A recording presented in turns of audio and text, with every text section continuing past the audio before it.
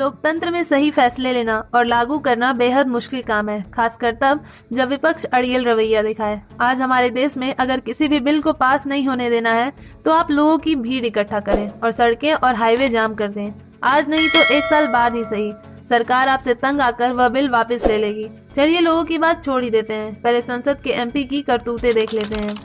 बात बस 4-5 दिन पुरानी है, जब केंद्रीय मंत्री श्रीमती स्मृति ईरानी ने सरकार की तरफ से लड़कियों की विवाह की उम्र 18 वर्ष से 21 वर्ष करने के लिए बिल इंट्रोड्यूस किया तो कैसे शेम शेम की आवाजें उठने लगी। और इस पर भी विपक्ष का मन नहीं भरा तो वे स्मृति ईरानी के डेस्क के सामने खड़े होकर बैनर्स दिखाने लगे। अब खुद देखिए, सरकार का लड़कियों की शादी की न्यूनतम आयु बढ़ाने का फैसला इसलिए था क्योंकि आज भी जब हम 21वीं शताब्दी में जी रहे हैं तो हमारे देश में ज्यादातर लड़कियां जब 18 साल की होती हैं तो उसके माँ बाप और परिवार के मन में सबसे पहले क्या विचार आता है। वो सोचते हैं कि बस जल्दी से इसके हाथ पीले कर दिए जाएं। इसके बाद लड़की पढ़ाई करना चाहती है या नहीं इससे कोई मतलब ही नहीं है। उसकी शादी के बाद लड़की की जिंदगी के सारे अहम फैसले उसका ससुराल लेता है। अगर लड़की की विवाह की न्यूनतम आयु बढ़ा दी जाती है तो वह अपनी आगे की पढ़ाई पूरी कर पाएगी और मैच्योर होगी और इंडिपेंडेंट होगी। वह अपने फैसले खुद ले सकेगी। पहले लड़की की शादी की उम्र 18 वर्ष और लड़के की 21 वर्ष इस धारणा पर तय की गई थी कि लड़की पहले मैच्योर हो जाती है। ऐसा माना जाता है कि उम्र में छोटी लड़की या कम पढ़ी लिखी लड़की को आप अपने हिसाब से ढाल सकते हैं। तो ससुराल वाले ऐसा सोचते हैं कि अगर वो कम उम्र की लड़की से शादी कराते हैं तो उसे अपने हिसाब से ढाला जा सकेगा। उसे जो कहा जाएगा वो वही करेगी।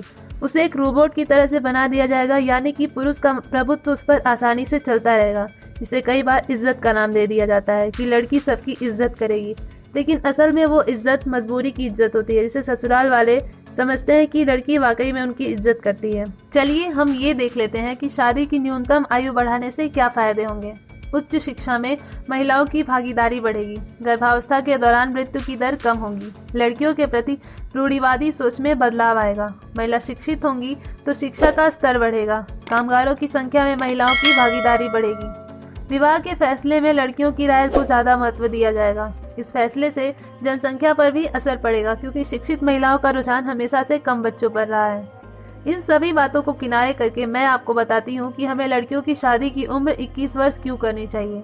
ऐसा इसलिए है ताकि जब भी इस तरह आपके सामने आकर कोई बू और शेम शेम बोले तब आप उसकी बोलती बंद कर सकें।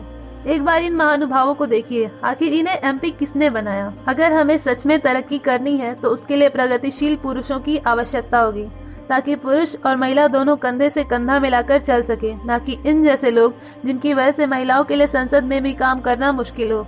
ये तो थी पहली घटना। चलिए आपको दूसरी घटना की ओर ले चलते हैं। संसद और विधानसभाओं को हम लोकतंत्र का मंदिर कहते हैं, लेकिन हाल ही में कर्नाटक विधानसभा के भीतर जो कुछ हुआ वह बहुत ही शर्मसार करने वाला था। रेप जैसा गुनाह जिससे आत्मा तक छलनी होती है, उसके पीड़ितों का मजाक उड़ाया गया। बेशर्म बयान पर ठहाके गूंजे। लोकतंत्र के मंदिर में इस तरह का दृश्य समूचे भारतीयों को शर्मसार करने वाला है कि लोकतंत्र के मंदिर में आखिर ये किन्हें बिठा दिया। चलिए आपको कर्नाटक विधानसभा के दृश्य को समझाते हैं। कर्नाटक विधानसभा। गुरुवार का दिन किसानों के मुद्दे पर सदन में चर्चा हो रही है। हर कोई अपनी बात रखना चाह रहा है। इस शोरगुल में यह समझ पाना मुश्किल है कि कौन क्या बोल रहा है। विधानसभा के स्पीकर विश्वेश्वर हेगड़े शांत रहने की अपील करते हैं। शिकायती लहजे में सदस्यों से कहते हैं, ऐसे कैसे सत्र चलाऊंगा। अगर हर विधायक को बोलने के लिए समय दिया जाएगा तो कैसे। विधायकों के रवैये से थक हार जाने वाले अंदाज में स्पीकर बोलते हैं, अब आप लोग जो फैसला करें। मेरी भी हाँ है। मैं सोच रहा हूँ कि चलो हालात का लुत्फ उठाते हैं। मैं सिस्टम को कंट्रोल या रेगुलेट नहीं कर सकता। मेरी चिंता बस सदन की कार्यवाही को लेकर है, वह भी चलनी चाहिए। स्पीकर की इस स्थिति और पीड़ा को कांग्रेस के विधायक KR रमेश कुमार एक बेहद शर्मनाक अंदाज में बयां करने लगे। कांग्रेस विधायक बोल उठे, देखिए एक कहावत है, जब बलात्कार होना ही है तो लेटो और मजे लो। आपकी हालत भी बिल्कुल उसी तरह की है। जिस बयान पर पूरे सदन का सिर लज्जा से गड़ जाना चाहिए था, हर सीना क्षोभ से भर जाना चाहिए था, उस बयान पर सदन में ठहाके गूंजते हैं। खुद स्पीकर विश्वेश्वर हेगड़े हंसते हैं। उनकी माइक से होकर ये हंसी अट्टहास की तरह गूंजती है। रेप पीड़िताओं का मजाक उड़ाने वाले शर्मनाक बयान पर अट्टहास होता है।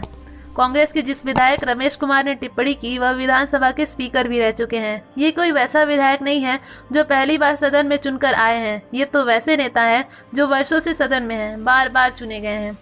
कर्नाटक विधानसभा में जो कुछ भी हुआ वह वैसा ही था जैसे कि भरी सभा में किसी द्रौपदी का चीरहरण हो रहा हो, मानसिक चीरहरण। और सभा में ठहाके गूंज रहे हों। उस वक्त तो कम से कम कुछ ऐसे भी चेहरे थे जो चीर हड़ट से शर्म के मारे गड़ गए, लेकिन कर्नाटक विधानसभा में कोई भी सिर शर्म से नहीं गड़ा। भले सदन मेरे पीड़िता का मजाक उड़ाने वाले विधायक का जितना कसूर है, वहाँ ठहाके लगाने वालों का जितना कसूर है, उतना ही कसूरवार जनता भी है, आप और हम भी हैं। आखिर कैसे कैसे नमूनों को हमने लोकतंत्र के मंदिरों में बिठा रखा